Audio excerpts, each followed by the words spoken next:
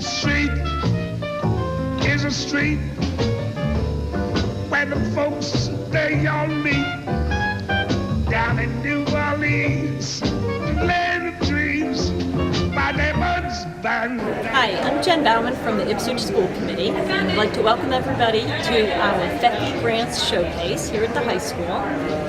Tonight you will be seeing all kinds of educators with their mini grants and cane grants. We're really excited to show the community what the Feoffee grants have done for our education and for our students learning. And first I'd like to welcome George Marcus here. He is the chair of the Feofees, new Feofees, and we're glad that he can join us tonight. Thank you, Jen.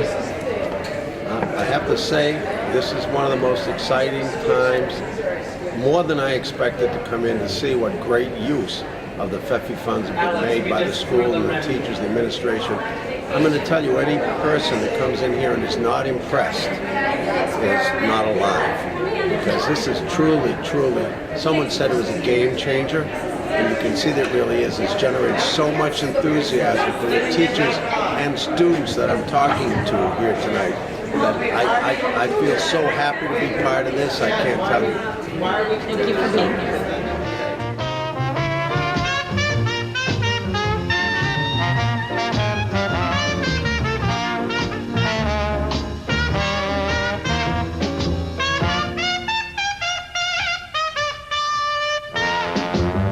Basin Street is a street where the folks they all meet down in New Orleans, the land of dreams by their buds band that whole purposes. Yes, his father saw the sand by mother's hand. I guess we're on. I'll use my teacher's voice. Thank you so much, everybody, for coming. This is first of what I know will be years and years of Feoffee celebrations. There's such a long list of people that could be thanked here, starting from all the courageous people that looked at the Feofees and said something needed to change and helped make that change. And here we are a few years later, and the impact as superintendent of schools.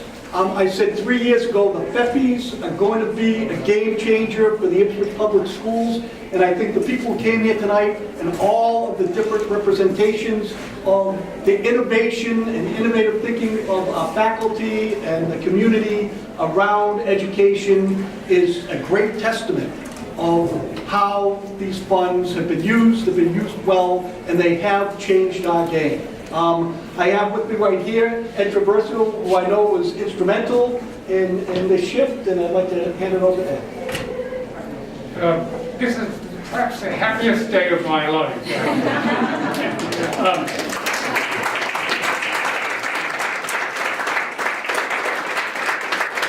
Approximately 15 years ago, Charlie Cobb, the late Charlie Cobb, and I brought before the town meeting a proposition that the Feofees, a committee should be formed to look into the Feofees and what they were doing at Little Neck, mainly due to the fact that they had not been producing very much in the form of distributions for the school.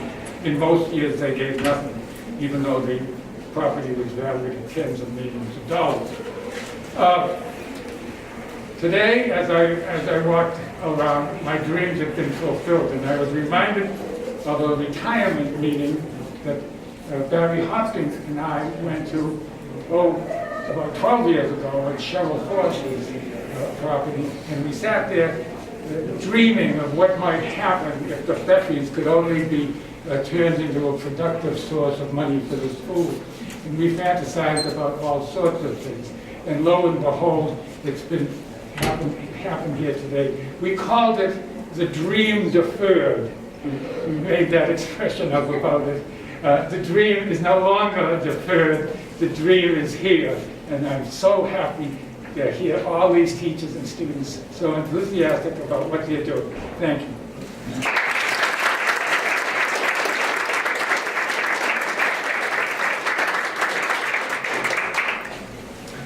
Hello, my name is George Marcus, and I'm proud and happy to be the chair of the Feoffies currently.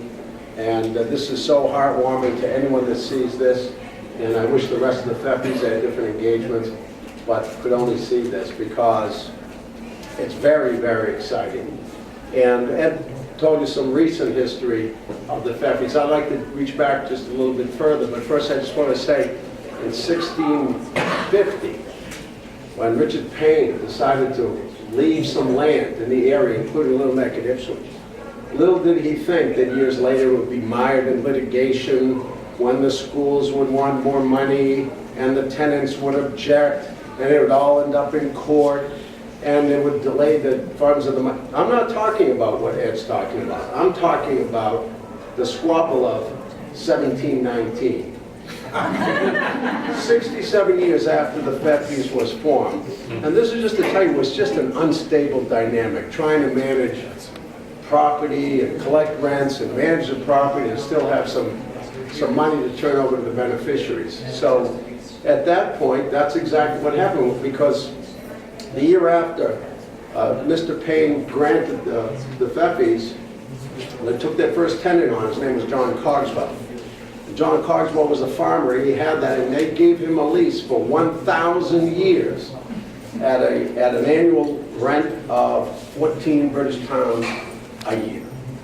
And I don't know if this was the court's way of sort of anticipating inflation or not, but they said that's the equivalent of 4 British pounds worth of milk, 5 British pounds worth of pork or beef, and 5 British pounds worth of wheat.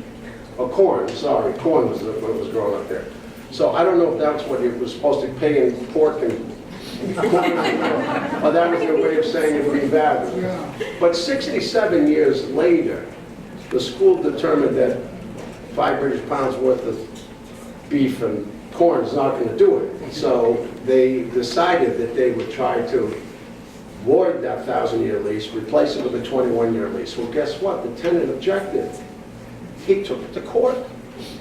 They all were tied up in court for 8 years. Finally, the court said, no, you have to now, Mr. Cogswell, this was now Mr. Cogswell's grandson, pay over another 100 pounds in adjustment. So that's how that happened. For the next 10 years, the school's got nothing until the Sessions Court of Massachusetts sued the town to say, hey, you're now obliged to pay for the reading and writing for the students of Ipswich. So it's been, the dynamic was unstable from the beginning. So there's no surprise that, like Yogi Berra said, it's deja vu all over again. The same things seem to happen. So a lot of strife, a lot of grief, a lot of hard work, and right now, I'm happy to say, it's like a well-oiled machine. It's set up in a wonderful way that should have sustainable funds coming to the school for years and years, forever.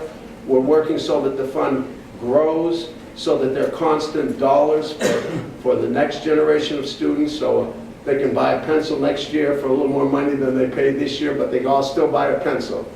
So it's very gratifying, and especially to see the enthusiasm of the teachers as well as the students. Kids get enthusiastic, but when you're a teacher and you've been beat upon by every kind of administration you could think of in every agency, to be able to give them some freedom and some originality, and to do something that you love and start that spark in students, that's a wonderful thing to do. It's so gratifying, I can't tell you.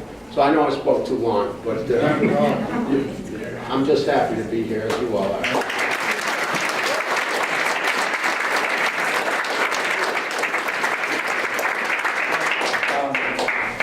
As George was talking, I thought you could be describing the history of the Feoffies or maybe your average school committee meeting.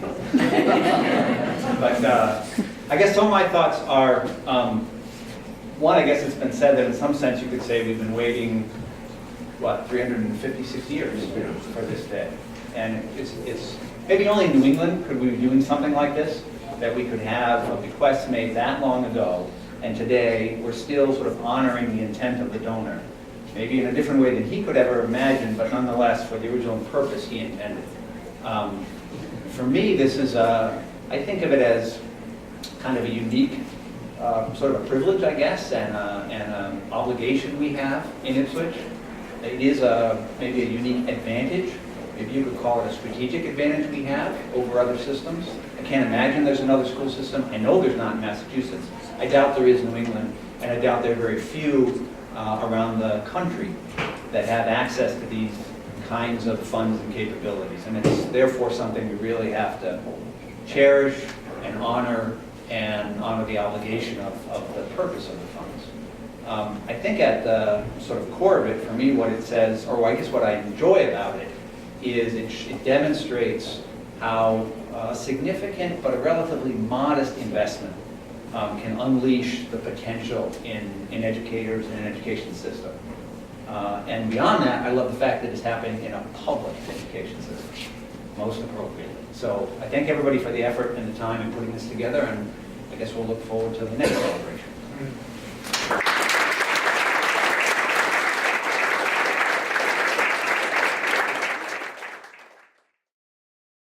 My name is Alex Mutafian, and I'm part of the Ipswich High School Racing Challenge program. I'm part of Black Diamond Motorsports, which is one of the 3 teams in Ipswich High School. Turbo Clams Racing, Black Diamond Motorsports, like I said, and En Fuego Racing. Basically, we're part of an organization called 1080 Education, and every year they have a racing challenge where basically we take RC racing cars and we mod them and we build bodies for them and we build businesses around them so we can market our team for sponsorship money and to win our competitions. So basically how it works is we'll spend a couple months building our cars and then we'll move on to competitions, which this year we're in. Where are our competitions? I can't remember. Lawrence. So basically, we spend a few months building our cars, and then we go on to Lawrence to race them a few times. We raced twice so far this year. Then in May, we'll move on, and if we're invited to, if our teams are invited to Miami to compete, which our teams were, we'll compete in the World Championships, which are down in Miami. Our robot, in order to meet this, we wanted to meet the requirements of basically the way the game worked was it was kind of like a basketball game combined with soccer combined with an obstacle course.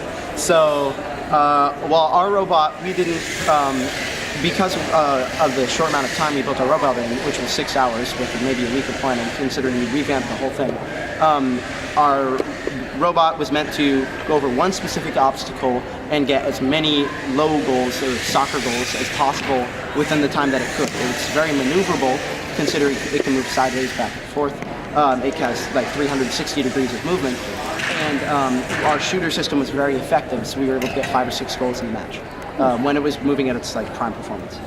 Peyton Fitzgerald, our marketing lead, he's the one who put our design on the side here and put our numbers on the top. Alex, our captain, he built the safety light mount. Another member of our team, Josh Dumont, he's the one who actually cut this out, while Peyton's the one who designed it. Annabelle is the one who put together these gearboxes right here, where you can't see them right now, but there's a bunch of gears inside. She's the one who built who designed the wheel mounts, and they were put together by bunches of different members of our team.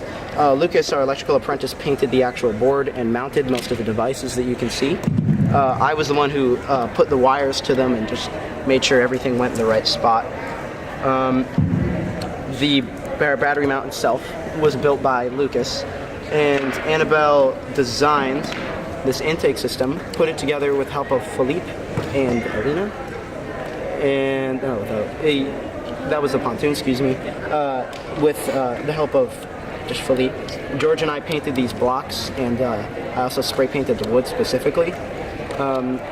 Again, the intake system, when it works, pops the ball out with a little extra flick from the surgical tubing. Usually you can shoot out pretty far.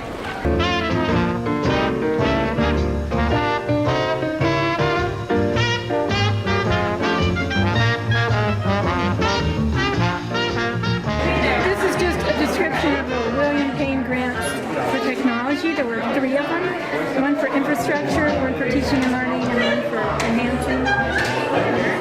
So, combined, all 3 of these grants, and this is the breakdown of the cost distribution. So, red is the infrastructure. This is the user equipment. This was for information services. We had to upgrade everything in the district. So all these infrastructure, account file management, information services, applications, and support are required in order for the user equipment to work on the network. Because you can't just take it out of the box and turn it on. It has to have a network to connect to.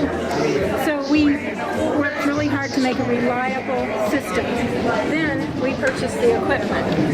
And so this is the breakdown of the cost for the different types of equipment that we purchased.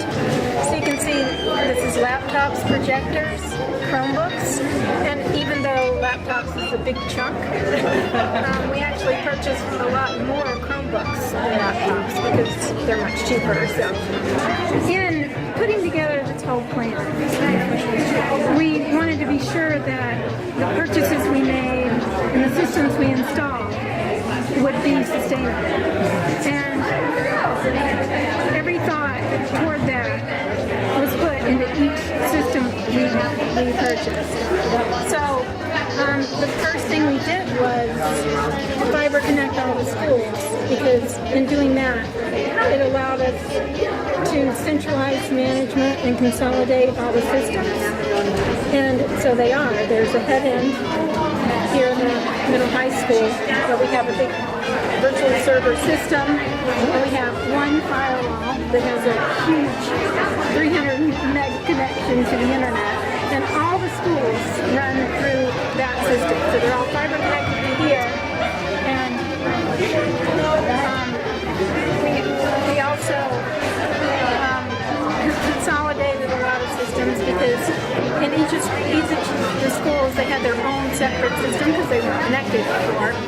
So, for example, the lunch program, each one had a different lunch program. So we just built one on the virtual system, and it's called NutriKids. We also consolidated the library system. It's called Destiny. We purchased Aspen, which is a student information system, and then the Blackboard Connect to communicate with parents and staff. The account and file management was another thing that had to be completely rebuilt, because there were too many accounts and they weren't connected with each other. So we built a whole new account system. Everybody got a new account. University. Yeah, everybody got an Active Directory account. We synced that with Google Apps for Education, so everyone has a Google account. Applications, we have the Adobe Creative Cloud, is like one of the standards in industry for art, and the kids are doing amazing things with those programs, and you're probably pretty familiar with that. So we got a site license for that, and we got a whole lot of iMacs, new ones, the kids are using them. We also have a CAD lab with SolidWorks, which is another industry standard that most companies use for CAD modeling. And we have a new CAD lab with high performance computers in there.